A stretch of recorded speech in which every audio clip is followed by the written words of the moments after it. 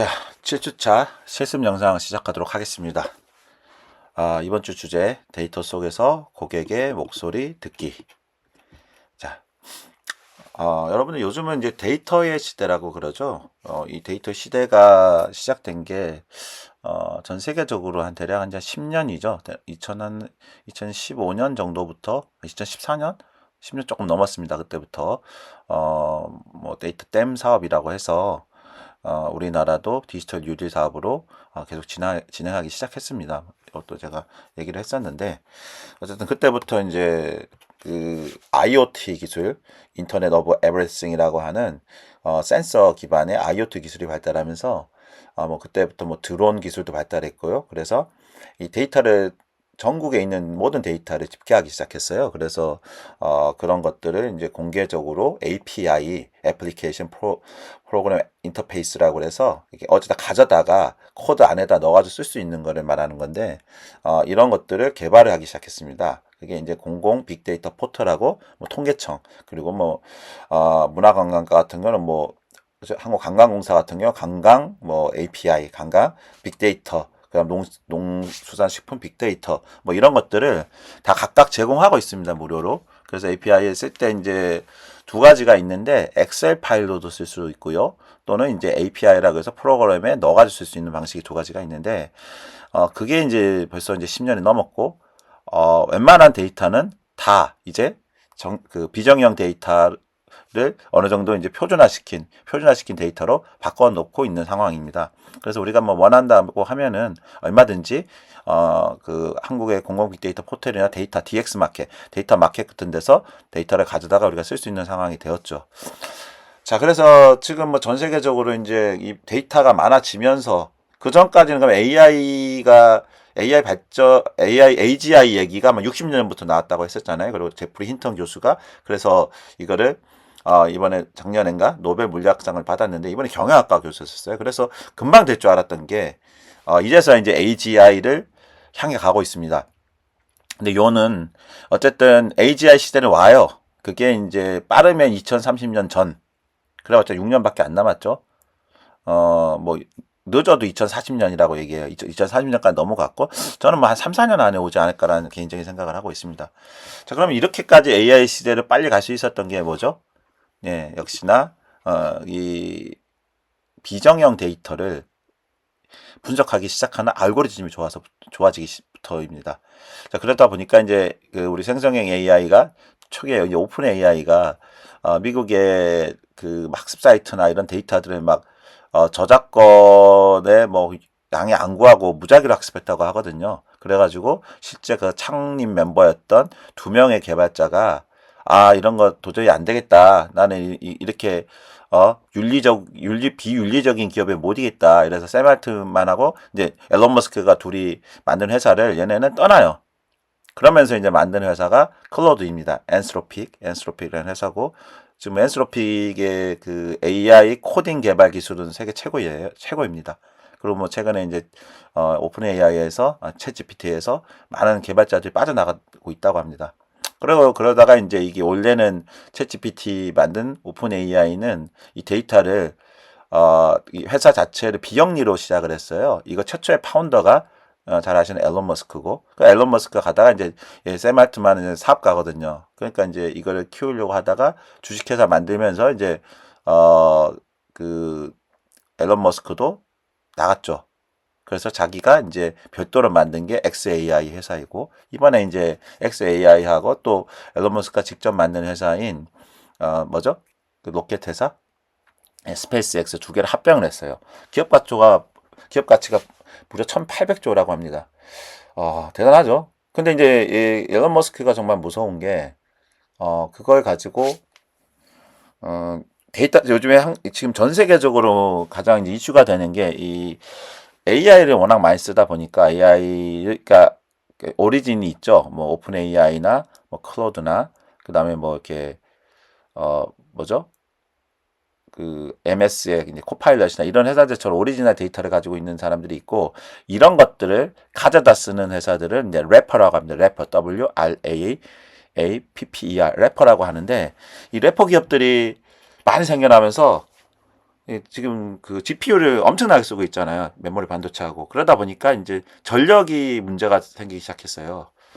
그래서 이 전력 문제를 어떻게 해결할 것이냐. 그러다 보니까 이제 우리나라도 이제 전라남도 쪽 예전에 F1 도입하려고 했던 영암이죠. 영암 쪽이 거기가 옛날에 이제 물고기 마을이라 사업을 해가지고 거기다가 큰 양식장을 만들려고 몇 번 갔었어요.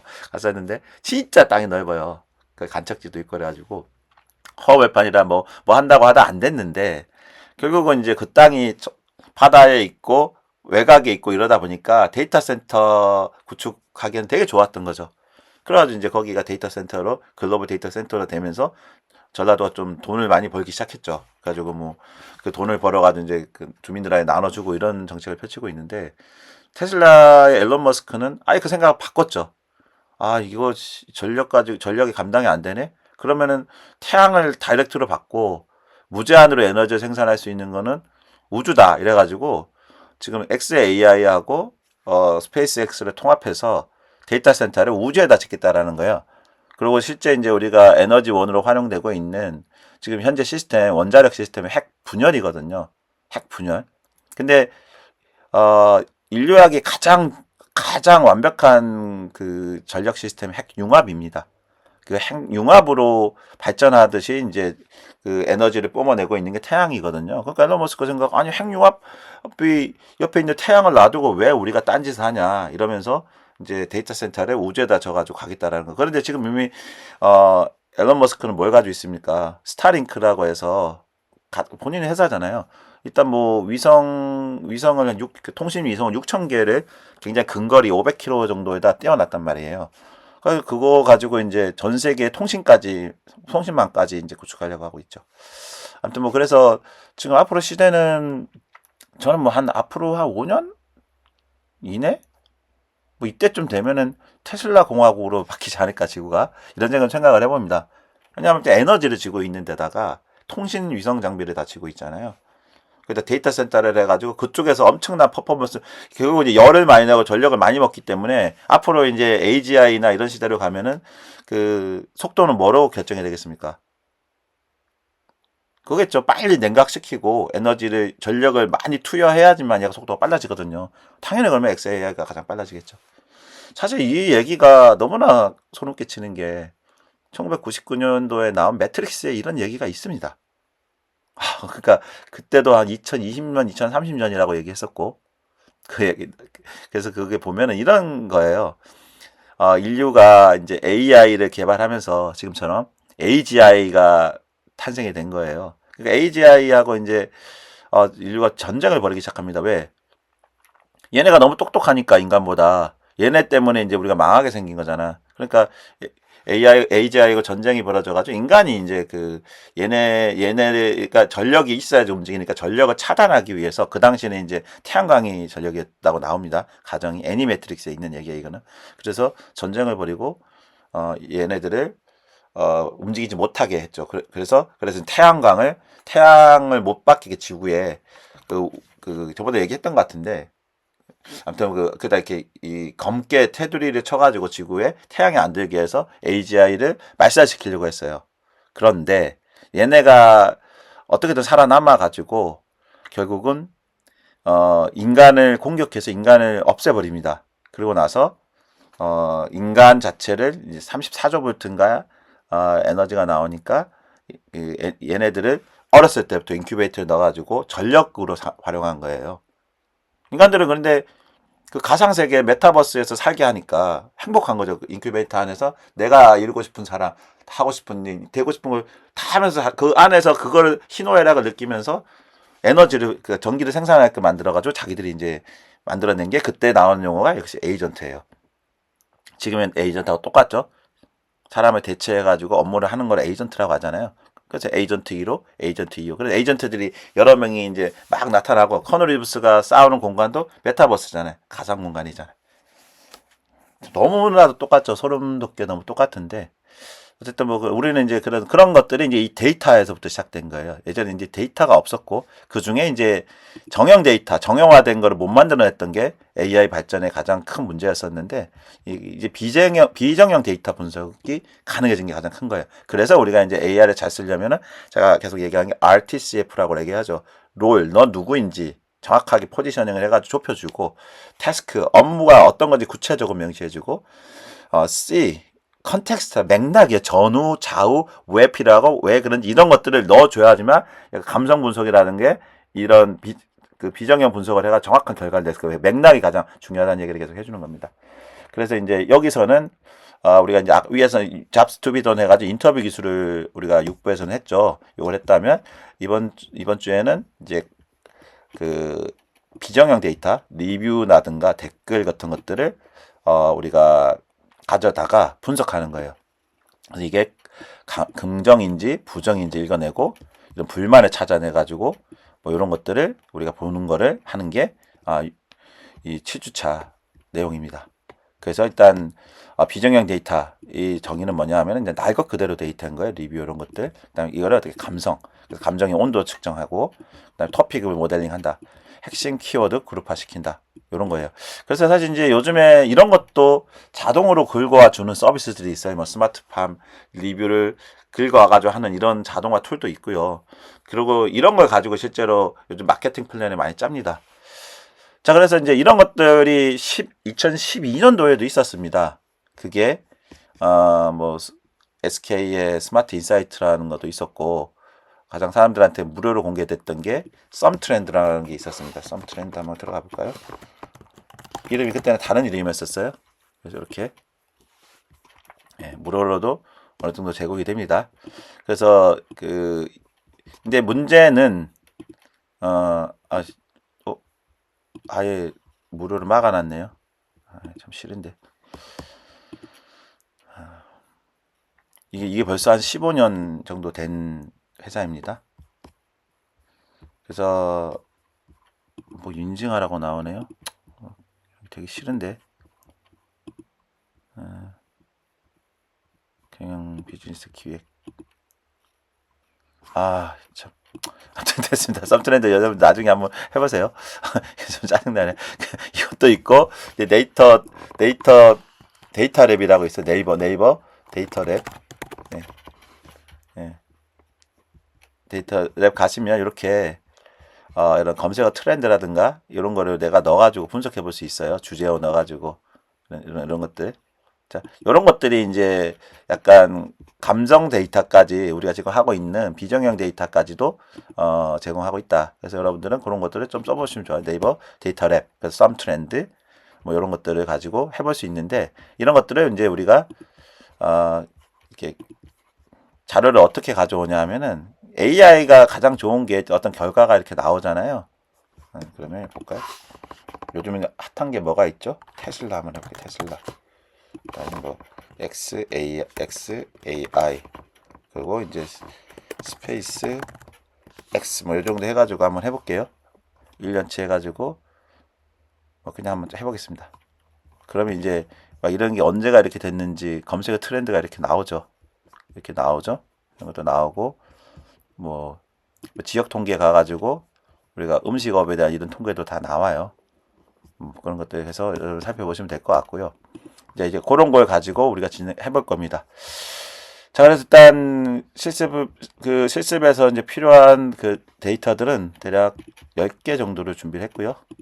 항상 그렇듯이 여러분들은 AI와 함께 같이 이렇게 똑같이 긁어가지고 해보면서 이거를 이렇게 접근할 수 있구나. 그리고 이런 결과가 나오는 거를 여러분들이 익숙해지셔야 됩니다. 그래서 나중에 어떻게 하면 됩니까?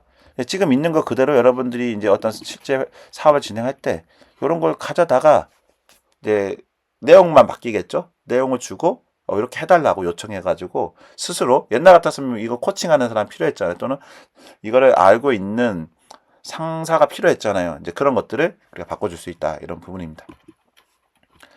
자, 그래서 한번 AI로 해보도록 하겠습니다. 자, 보통 이제 이렇게 로그인을 하시면요. 접속할 때 이것도 잘 말씀을 안 드렸던 것 같아서 요게 항상 이 점점점 9개가 이제 바둑판 같은 게 있잖아요. 그럼 요 가면은 이제 유료를 쓰는 사람 제미나이가 여기 있고요. 무료를 쓰는 사람은 아래에 있어요. 그래서 이제 여기 메뉴에서 이렇게 들어가고 보면 이제 우리가 많이 쓰는 제미나이에서 만든 문서를 도큐멘트로 저장한 도큐멘트가 여기 있고요. 또 근데 PPTX를 만들면 요 슬라이드에 가서 볼 수 있고. 그리고 이제 이상하게도 아직까지 이게 정식 서비스가 아니라서 그런지 이렇게 노트북 LM은 맨 아래에 있어요. 그죠? 맨 아래에 있죠. 이렇게 가셔서 접근하시면 됩니다. 저는 그래서 보통 이렇게 들어가서 계정이 여러 개이기 때문에 이렇게 해서 제미나이로 이렇게 들어가는 방식을 가장 선호합니다. 참고하십시오. 그래서 이제 들어오면 여러분들은 어떻게 한다고요? 그러면 동일하게 해야 되니까 저도 빠른 모드로 해놓고 프로는 얼마 안 되니까 무료 버전 쓰시는 분들은 도구에서 항상 캔버스 모드를 놓고요. 얘기했죠? 만약에 이제 어떤 내 문서가 있으면 이렇게 파일 업로드나 드라이브에서 파일 추가하거나 노트북 LM에서 내가 만들어 놓은 게 있으면 노트북 LM에서 이렇게 가져와 가지고 쓸 수 있어요. 노트북 LM의 자료들을. 예. 자, 그래서 일단 첫 번째 한번 해보겠습니다. 네. 자, 그래서 항상 요거 한 번만 더 하고 갈게요. 이거를 이제 습관적으로 하셔야 돼요. 제가 여기서 강조하는 거는 이건 시간이 해결해 줍니다. 절대로 AI는 내가 뭐 빨리 뭐 공부한다고 되는 게 아니에요. 자전거 타기가 똑같다고 그랬잖아요. 그래서 이렇게 롤 한번 적어 주겠습니다. 롤 너는 데이터 과학자야. 그 다음에 뭐겠습니다. 태스크. 항상 이거를 생각하셔야 돼요. 습관처럼 이렇게 쓰세요.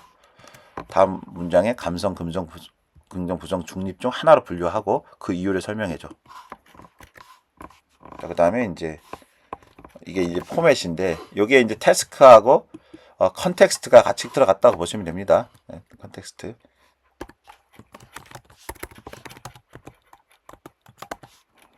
네. 그래서 여기에 보면 여기 이제 문장을 줬잖아요. 그러니까 이제 이거를 가지고 해달라고 하는 게 이제 약간 이제 뭐 포맷을 지정해 줬다고 보면 되는 거예요. 포맷. 그래서 한번 결론을 한번 보겠습니다. 예전에는 이런 게 좀 어려웠었어요.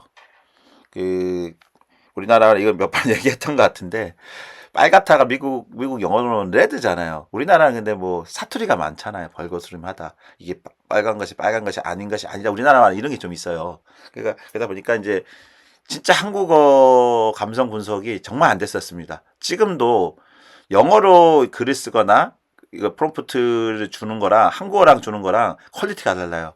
그래서 영어로 하는 게 가장 정확하게 나옵니다. 그 정도로 영어를 쓰는 사람이 많고 전 세계적으로 공용어로 많이 쓰고 있기 때문에 그래요. 한국어는 로컬이잖아요. 우리만 쓰다 보니까 한국 사람들이 가지고 쓴 거 가지고 학습하다 보니까 아무래도 많이 안 쓰는 것들이 많아요. 명령어도 그렇고.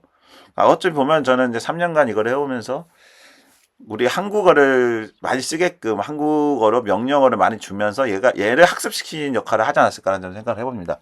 그래서 제가 초반에 쓸 때는 거의 무제한 썼어요. 유료 계정을 하나 가지고도 거의 무제한 허락을 해줬을 정도로 좀 저한테는 관대했었어요. 그래서 그 원인을 생각해 봤을 때 그러지 않았을까라는 생각이 들었습니다. 자, 아까 했던 걸 볼게요. 그래서 여기 보니까 감성 분석 결과가 나왔죠. 요 말 딱 가지고 어떻게 나왔습니까? 분석 대상 색깔은 화면이랑 똑같고 예쁜데 이렇게 넣었고요. 결과는 부정이라 나왔어요. 색깔은 화면이랑 똑같고 예쁜데 배송이 너무 화가 났어요. 부정이라 나왔죠. 세부 분석 이유를 보니까 디자인, 품질, 서비스 두 가지 속성에 대해 서로 다른 감정을 표현하고 있습니다. 그래서 제품, 디자인, 품질, 그다음 키워드, 화면이랑 똑같고 예쁜데 하지만 분석을 해봤더니 이렇더라. 배송 서비스는 화가 났다. 불만족 감지되고 이렇게 자세하게 해준다라는 거죠. 그래서 데이터 과학에서 감성 분석은 단순히 긍정, 부정 단어 개수를 세는 것을 넘어서 문장의 최종적인 맥락과 사용자의 의도를 파악하는 것이 중요하다는 거예요. 굉장히 정리를 잘해주죠. 그래서 반전의 연결어 뭐 이런 것들 어떻고 부정의 굉장히 정확하죠. 그래서 데이터 인사이트는 이 사용자의 데이터를 분석해 볼 때 제품 품질은 이미 시장의 기대를 충족하고 있으나 물류 시스템의 개선이 이루어지지 않으면 브랜드 충성도를 확보하기 어려울 것으로 확보됩니다. 아주 깔끔하죠. 그래서 이제 한 번 더 또 이거 잘 모르는 분이 있을지 모르니까 요거를 이제 보고서로 내보내실 때는 여기 보면은 공유 및 내보내기가 있어요. 그래서 이렇게 도큐멘트 내보내기 하면 우리 구글 독스 아까 얘기했었던 요렇게 어디로 가는가 하면 이렇게 눌러보면은 예, 이 구글 문서, 구글 덕스에 이게 저장이 되어 있는 걸 볼 수 있습니다. 오늘 이렇게 돼 있죠. 예.